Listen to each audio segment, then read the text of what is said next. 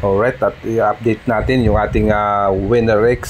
Ngayon ay 500 kilometers, mag-change oil na. Ayan, meron tayo dyan na Honda special na oil. Ang tatak talaga niyan guys ay Honda.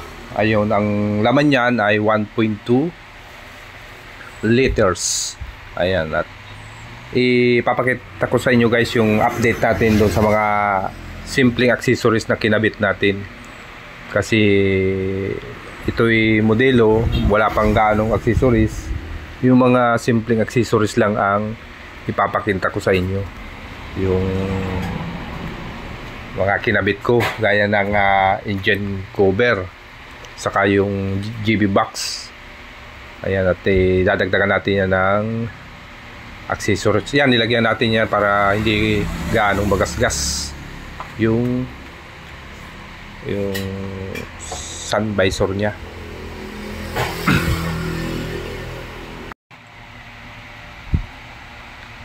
At yan guys, tinanggal na natin yung ating cover. At kung mapapansin nyo guys, meron agad tayong mapapansin dyan na ating idinagdag yung box. Ayan, at wala pa naman mabibili niyan na mga accessories, kaya yan, naka-ibabaw lang yan dyan. Hindi ko na tinanggal yung bracket kasi yung bracket niyan ay naka-fix yung stoplight. Kaya yan, nagbutas tayo ng dalawang disc dyan at pinatong na lang natin yung pang sniper na bracket. Binutasan na lang natin yan para hindi na magpalit ng bracket. Pinutol ko lang at inadapt, pinatong ko na. At yan, kung mapapansin niyo, meron na tayo dyan na parang box. Yan, ito na yung duhan ang tatak niyan mga kaibigan na box. At yan ay pinatong ko na nga dyan sa ating Winner X. Ayan, malambot lang. Ayan, at nilak na natin, may susi rin yan. At binuksan na natin, makikita natin mayroong lalagyan ng papilis. Ayan, dyan pili nyo ilagay yung papilis dyan. At saka mayroon siyang safety lock na rin. Medyo may kabigatan lang guys.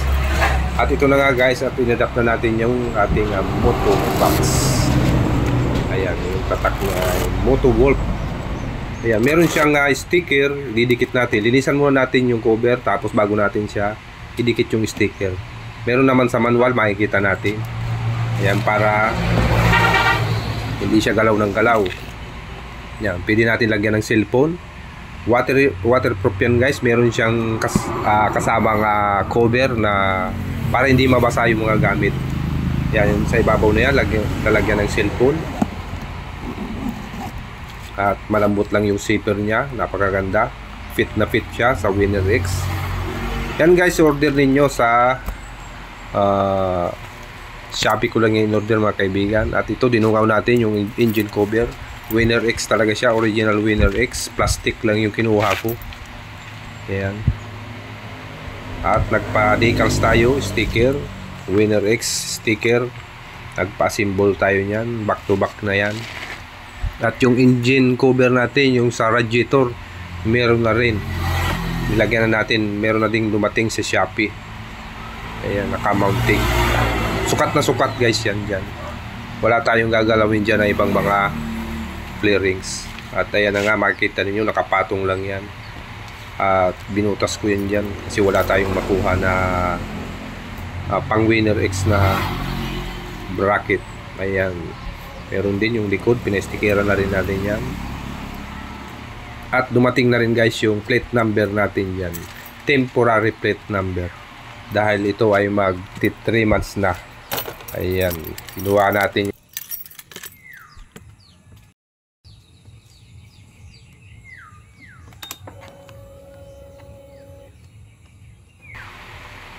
Unang dating yan sa diet ay nakuha natin yan February, yun, February nga. Ayan, kaya nag-change oil na tayo dyan. Ayan, at inikot-ikutan natin yan kung talagang pogi looks nga talaga yan, Winner X na yan. At mamaya guys, at yan ay i-road test natin yan sa banking-bankingan para ma-test drive natin kung talagang okay. Kasi wala naman siyang vibrate. medyo hindi gaanong kalayuan yung nilagay natin yan na box para hindi siya umangat yung unahan. Wala tayong binago, pati yung seating height niyan ganun pa rin, wala tayong binago dyan. Original pa rin yung tindig niyan, pati gulong. At yan na nga guys, at nandito na tayo sa kurbadahan at tingin tayo dito ng mga nagmumotor-motor. Ayun na ang inyong likod at nagbanking-banking na nga tayo dyan. At testingin na natin. Napakaganda sa bankingan at smooth na smooth yung takbo natin yan. Right, safe lang yung banat natin dyan. Ayan o. Hindi tayo gaanong maangas ng banking dyan. Normal na normal lang. Hindi labas tuhod yan mga kaibigan. Hindi rin spark yung tuhod natin yan. Normal lang. Ay, napakaganda ng view natin dyan at napakaganda ng kalsada, kaya magandang pagtestingan ng ating motor. Ayan na nga yung inyong lingkod at nagbabangking-bangking na yun. Okay, sino right lang tayo dyan mga kaibigan. At ayan na nga, meron tayo dyan na sinundan na yun, Mio, bilis na bilis ng Mio. Ayun. Yan na, eto na tayo dyan. Ayan, practice lang kasi hindi naman tayo talaga yun, bilis yun, matuling yun. Vertical na ko nyan sa kurbadahan. Ayan, okay lang kahit hindi tayo ganong mabilis dyan para safe tayo dyan. Kasi kurbada talaga yan, napaka yun, kurbada talaga yun. Ayan, okay naman siya, maganda sa kurbada kasi makapit yung gulong. Maganda yung pagkapit ng gulong. Di tayo nagpalit ng gulong dyan. Original pa rin yan at nakakasayang kasi mahal ng gulong. Yan, safe na safe. Tama-tama lang yung takbo natin yan. Napakaganda sa kurbada, walang vibration. Naka ABS tayo dyan. ABS. Kaya safety yung takbo natin yan. Ayan, balik-balik ka yung Winner X natin yan na to. Nitesting natin lahat yung preno, yung performance ng Winner X. At ayan na nga guys, ayun, balik-balik nga siya. Ayan, okay yung pagkaka-testing natin yan.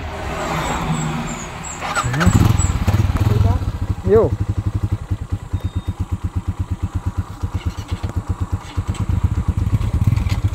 At yan naman guys ay susubukan natin dyan na magpa-camera sa ating kasama. At mag-rides na tayo dyan. Pauwi na tayo dyan guys sa pag-testing ng ating Winner X. Sinubukan natin dyan na magpatuloy. Sinubukan natin dyan na magpa-100 mahigit. Kasi bagong change oil naman na yan. Ayan, at nakasunod sa atin yan. Yung nakasunod sa atin dyan ang motor na yan ay Skygo 125. Yung nasa huli yan, yung nagbe-video yan. At ang inyong lingkod ay nadyan sa unahan. Pauwi na tayo dyan. Nagbabangking-bangking tayo dyan. Ayan. Ayun, pag nagbababa pa ng pa, akala mo lalabas ang tuhod.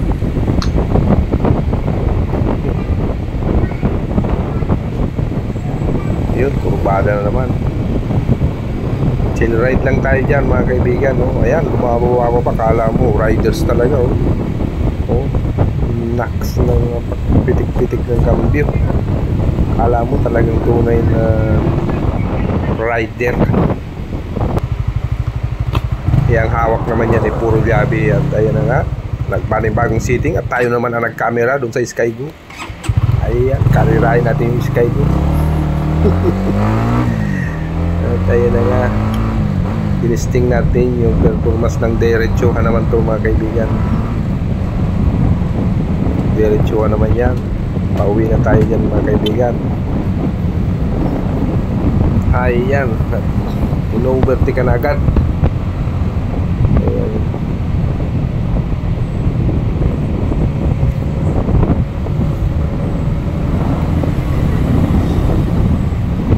Ayan, pababa na yan dyan. Matuloy na yan dyan. Siguro mga nag-80 km per hour yan dyan sa kurbada. Ayan, at maraming salamat sa pagtutok sa aking YouTube channel, Torres The Electrician. At i-follow nyo ako sa aking Facebook page at sa aking mga upload sa YouTube channel, Torres the Electrician. Maraming salamat po sa pagsubaybay sa aking YouTube channel. At mag-ingat po tayong lahat sa ating pagmumotor. Ayan.